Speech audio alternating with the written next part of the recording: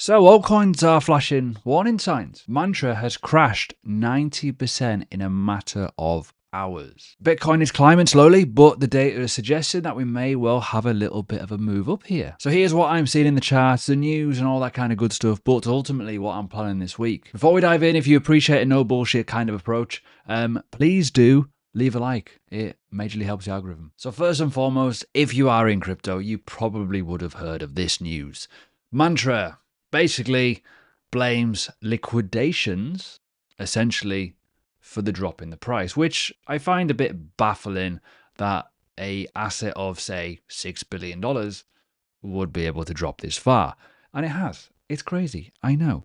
But valuations and market capitalization can be a bit of a wishy-washy metric and all the time not the best thing to go on. It can be very, very thin.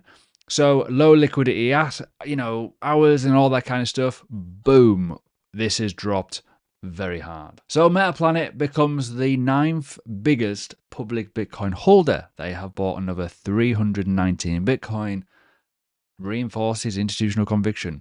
We all know there's some little issues with the Japanese economy, and these are doing it the different way. They're going the Bitcoin route. Now, as we go into Bitcoin, the on-chain strength is kind of there. Basically, late cycle distribution or final accumulation before expansion. Well, I think the latter, personally. I think we're going to have a move up. There's still some supply on exchanges, and that's relatively low, though. Like you can see overall, looking on the image here, cost-based distribution has built a notable support around 79,000. Relatively big area, untapped liquidity from the most part from a couple of weeks ago, and we've got positions going there. The thing is, we're going to probably find a bit of a rally up if, right, let's just put it out there, if Donald Trump stays quiet, we might well see some moves up. I'm going to explain why, because there's some context on here that may not make any sense right now, but when I put the bigger picture to it, you might be going, actually, there's a really good base point there. So this is a Bitcoin chart. I know, I'm going to talk about it. We are above the March highs, which is nice. The weekly time frame has closed relatively strong, and things are looking okay at the moment. Now, this is very wishy-washy. I wouldn't rely solely on the fact of that fib.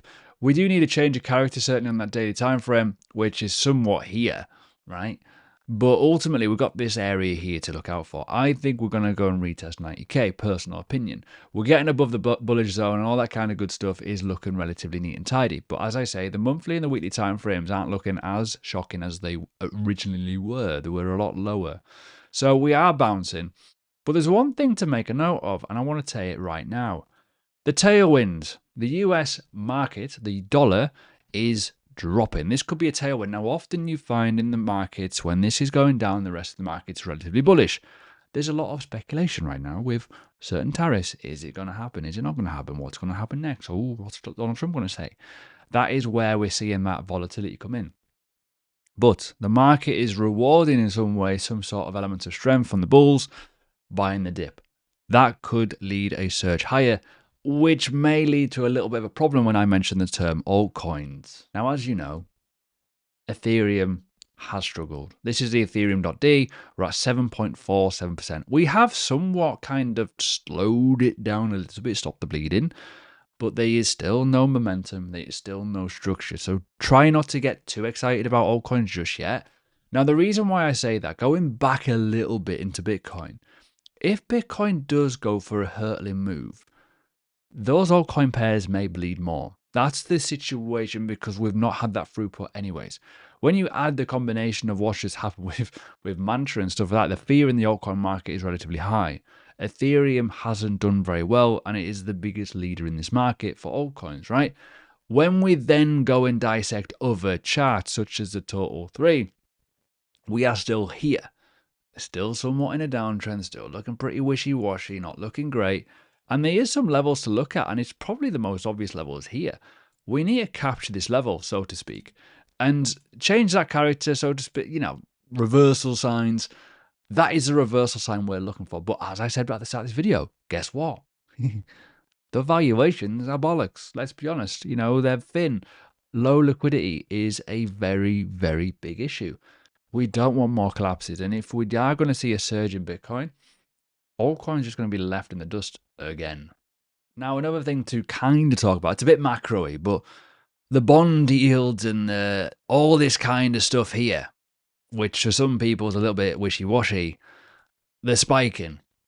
I don't want to say it, but there might be something that's broken here or coming to a broke. Now, the stock market could do something absolutely mental here. It could actually have a bit of a blow-off. Just saying. When we talk about the obvious in the room, which is obviously the S&P 500 and the correction of this, we've had situations before where we've had this volatility and this kind of manipulation. And certainly when we talk about Donald Trump saying, buy the dip, and it's going to be all right, we're going to be fine. It makes you wonder what's going to happen with this. And I know it's a very, very open question, so feel free in the comments to let me know if you disagree or not regarding this. What if we get a massive blow off top in the stock market, and that could lead to a really big sharp move? And if Bitcoin is following the S&P 500, we may well find that, guess what, we go with it. But the dollar is dropping. Tariffs are still kind of in play. And we've got a 90-day pause. Are we going to get a blow off top before that? That would be a really open question. I think it's unlikely, but it's possible. But yeah, another thing I want to know, what are you doing with your Bitcoin position? Honestly, let me know in the comments. It takes 2 seconds to write down a comment. Are you still in altcoins? Are you in Bitcoin? What are you thinking about the bigger picture here? Are you betting on the altcoins to win? Or are you still holding Bitcoin and hoping that goes higher? Because for me, Bitcoin camp wins at the moment. So what is my overall plan? Well, I'm sitting on my hands, so to speak. I've still got Bitcoin, still dollar cost averaging into Bitcoin. I'm still happy with my position, especially in that dollar cost average challenge. My only concerns is if we do not break above this $87,000 level. That is the first parameter we've got to get past, that first area. Once we get past that, we've got to look at this big juicy area up around this $90,000 to $92,000 level. That is where we need to really change the spectrum, so to speak, and move it in our favor, right? My only doubt is, what will altcoins do, right? And I can talk about that until I'm blue in the face. We need to change the structure. I will be trading altcoins. I will be looking at the daily time frame, certainly looking at certain things. You know, for example, when we're looking at trades and areas of interest, there could be a potential area of interest here for a pullback on hype, for example, right? But overall, this is relatively bullish at the minute for a trend reversal because it's had a huge drop. It's looking relatively ugly and it could actually bounce a little bit, right? So bigger picture it could retrace this entire move much higher. This could be a change of character and it could go much higher.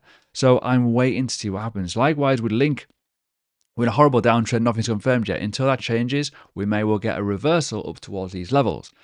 But the question might be, is that only going to do it because Bitcoin's ran and the altcoin market in terms of the BTC pairs actually get lower?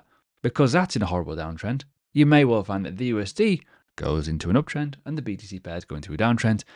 And at the bigger side of it, if Bitcoin drops a little bit, altcoins are going to get more pain and dominance is going to go higher. So yeah, that situation becomes a bit of a problem, which is what I'm keeping an open mind on. But yeah, overall, I am looking at altcoins more, certainly on this daily time frame, certainly not going to be scalping anymore. But yeah, we'll see how things go. It could get interesting. But I will say this, I will not be chasing any pumps. At the end of the day, we're looking for the structure changes. Look, stuff like Solana on the screen here is looking relatively nice, i.e. potential EMA crossovers. We've got it above 50% on the RSI. Structure change is looking relatively good. We may well find something that could be quite good and we're using our stop loss around this area and we're going to follow the market up. Because at the end of the day, what if we are, bear with me, what if we are looking at a retest of some higher levels such as 171, 195, or 220? Maybe, possibility, but we'll see. So there we go. Are we in the late stages of this little bull market we've got ourselves in with a bit of a predicament with tariffs and all that kind of stuff? But yeah, smash the like button if you like this sort of content. And if you're new, leave a comment. Let me know what you're thinking. It'd be good to know. I'm going to be plugging a little video here from the other day. Is this one big trap?